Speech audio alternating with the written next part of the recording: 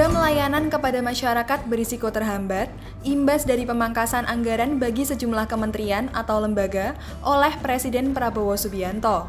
Salah satu instansi pemerintah ada yang terkena pemangkasan hingga 65%. Akibatnya, kini menjadi kekurangan dana untuk proses layanan.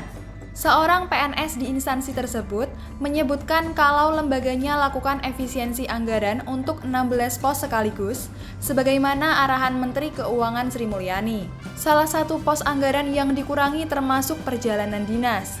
Jadinya, dengan adanya efisiensi ini membuat proses layanan juga terhambat. Bahkan beberapa program layanan juga terancam tak bisa dilakukan tahun ini, seperti psikososial, karena tidak ada anggaran. Ungkapnya kepada suara.com saat dihubungi pada Selasa 4 Februari 2025. Menyikapi hal itu, lembaga tempat Kama bekerja itu telah meminta revisi efisiensi anggaran kepada DPR. Namun, belum ada keputusan terkait pengajuan tersebut. Menurutnya, pemangkasan anggaran sampai 62% dirasa terlalu besar. Iya, besar banget, 62,5%. Itu belum termasuk gaji PNS dan PPPK baru. Imbuhnya.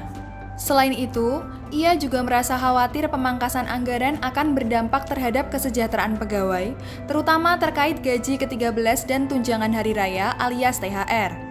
Pasti khawatir, takut gaji ke-13 dan THR juga ikut diefisiensikan. Jika pemerintah memprioritaskan penghematan, ada kemungkinan alokasi untuk gaji ke-13 dan THR bisa dikurangi atau bahkan ditunda, tuturnya.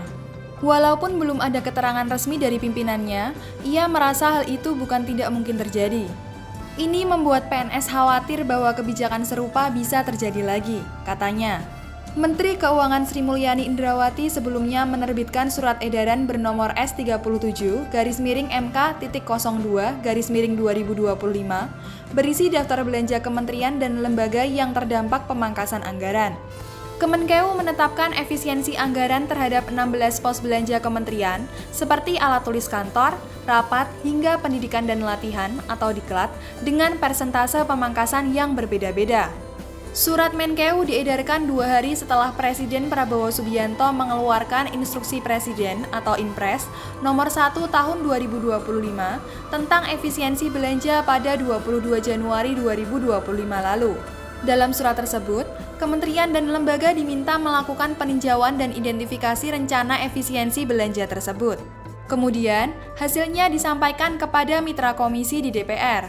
Selanjutnya, usulan efisiensi yang telah disetujui komisi disampaikan kepada Direktur Jenderal Anggaran Kementerian Keuangan paling lambat 14 Februari 2025. Apabila sampai dengan tanggal 14 Februari 2025 kementerian atau lembaga belum mengusulkan revisi, maka Direktorat Jenderal Anggaran Kemenkeu secara mandiri akan mencantumkan dalam catatan halaman 4A DIPA.